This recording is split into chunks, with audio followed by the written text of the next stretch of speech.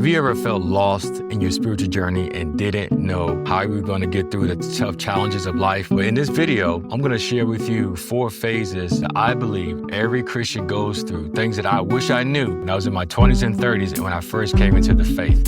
Let's get to it. Hi, this is Lionel.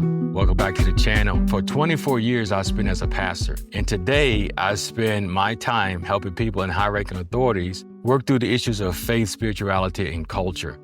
Many people that I encounter who maybe get saved or have their spiritual experience for the first time either start their faith on a good journey, but then eventually they tank and they get worried, they get confused, they feel frustrated about their experiences, and they don't know how to get through those experiences. So I'm going to share with you some things that I think is going to be helpful. So number 1, let me just put your mind at ease with these 4 phases that every person goes through in their faith journey. So the first phase that you go through is the beginning phase. It's the new phase. It's the, hey, I had an encounter with God. My life feels amazing. I had the same experience myself. I felt like 1,000 pounds were lifted off my shoulder when I had my religious experience with God. And this is akin to Acts chapter 9 when Paul had his experience on the Damascus Road. When Christ approached him and said, "Why do you persecute me?" So your spiritual journey has finally begun. You're excited about it. Hey, embrace that moment. But remember, just don't be judgmental of your friends who don't share your spiritual faith and don't share your spiritual disciplines or your way of seeing the world now is quite differently. And I promise you, this phase is important, but not being judgmental is going to help you out tremendously. The second phase is the learning phase. And in this phase, this is when you're going to spend a lot of time reading the Bible. You're going to spend a lot of time engaging with people in your church. It's also a time when spiritual fathers and spiritual mothers are going to come your way. So people are going to show up and they will participate in your new faith journey. So you begin to sort of find your tribe. You'll begin reading a lot, studying a lot, going to Bible studies. You're going to be willing to go out and talk to other people about your faith as well. And so that's a critical point. It's a critical part of phase 2, the learning phase. Now, here's something important about the learning phase that I want you to keep in mind. This is when you're going to begin losing people. You're going to lose friends. People that you thought were your friends will no longer become your friends. People who you thought were close to you and now begin to distance themselves from you, okay? In high school, when I had my experience, I began to lose friends. People began to walk away from me. And it was discouraging a little bit, but at the end of the day, it was part of the process of this learning phase that I'm going through. This is a part of your faith journey that you need to go through in order to begin finding yourself, in order to begin to developing your own spiritual life and spiritual journey with God. So super important.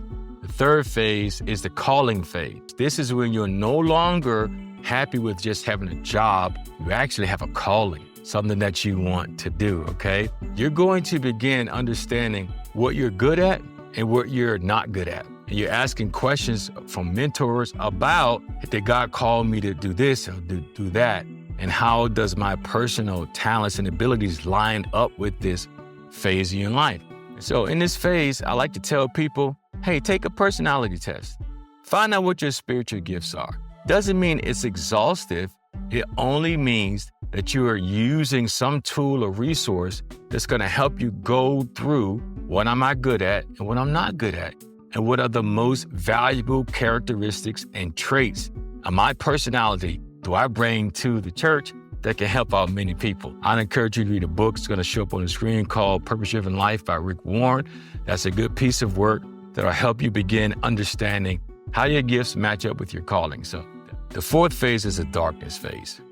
This phase is when old habits, old sin habits, friends that you thought you got rid of begin showing up again, okay?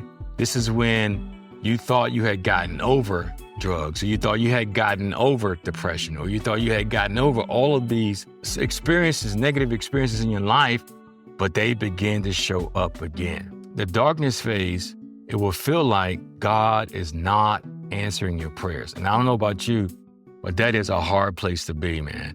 This is what Jesus experienced also in the book of Luke, in Luke chapter 4. When Jesus went to the wilderness, he went to the wilderness to be tempted by the devil. So the darkness phase is when temptations are going to rise up in your life. The things that you thought you got over are going to present themselves to you again. And this is a time also where deep depression can set in.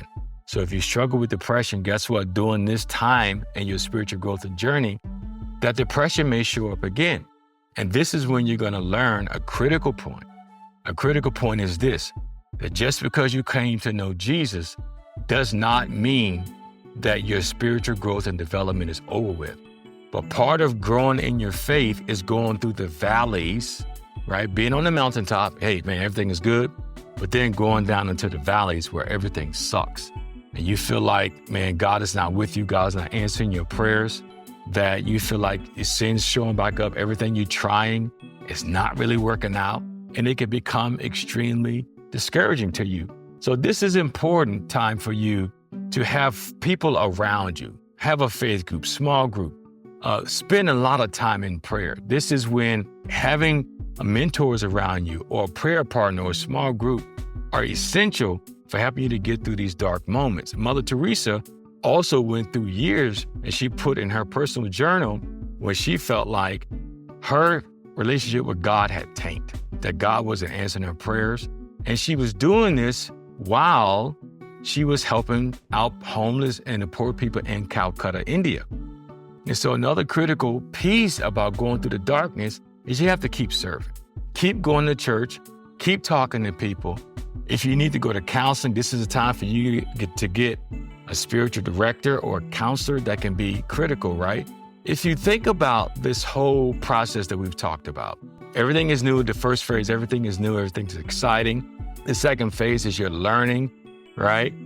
You're losing people, but it's okay to lose people during that phase. The third phase is the calling phase. This is when, okay, you're no longer interested in having just a job, but you got a calling and a purpose, okay? And then the fourth phase is a darkness phase, the phase where things just suck, where you feel like God is not answering your prayers. You feel like you're alone. Maybe you have relationship problems, right? Maybe a marriage doesn't work out. Maybe you start a business that fails, right? These are all the phases that you will go through, things that I wish I knew. In the end, you're going to know God for yourself. And that's what's important. Your faith is going to become stronger. You're not going to tolerate people who are shallow in their faith. You're going to be more focused on what you believe. You're going to see the peaks and valleys of your spiritual journey are simply peaks and valleys. This is a time for you to just trust. Keep the train going. And I promise you, it's going to make a world of a difference, okay?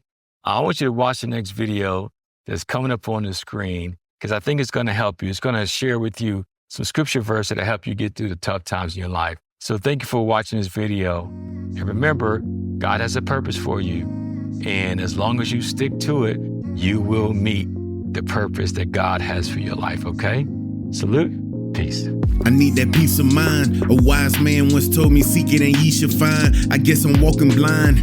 Even if I couldn't read, I read between the lines. That's called even at odds. I just leave it to God.